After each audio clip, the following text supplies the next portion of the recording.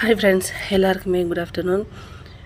இது வந்து பார்த்திங்க அப்படின்னா என்னோடய குட்டி கார்டனில் மேலே மாடியில் வச்சுருக்கிறதுல முள்ளங்கி அம்மா கொடுத்தது.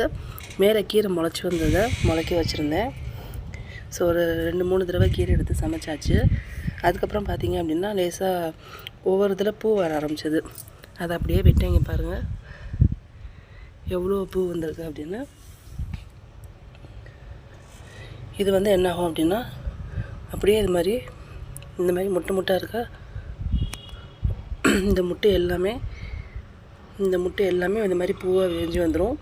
அதுக்கப்புறம் பார்த்திங்க அப்படின்னா இது மாதிரி காயாக வர ஆரம்பிச்சிடும். இங்கே பாருங்கள், தெரியுதா? இதெல்லாமே காய்.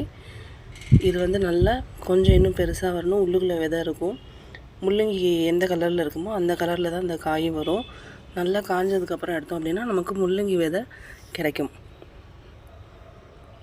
பாருங்கள், அவ்வளோ காய் இருக்குது.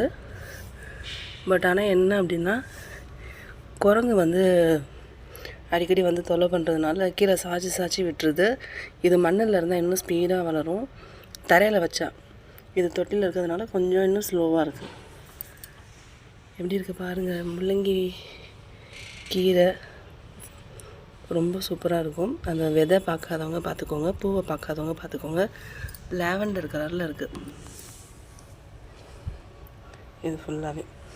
ஸோ இந்த வீடியோ பிடிச்சிருந்தா மறக்காமல் லைக் பண்ணுங்கள், ஷேர் பண்ணுங்கள், கமெண்ட் பண்ணுங்கள். சப்ஸ்கிரைப் பண்ணிவிட்டு பக்கத்தில் இருக்க பெல் பட்டனை ப்ரெஸ் பண்ணுங்கள். அப்போ தான் நான் போடுற வீடியோஸ் நீங்கள் உடனே பார்க்கலாம். முள்ளங்கி பூ விதை.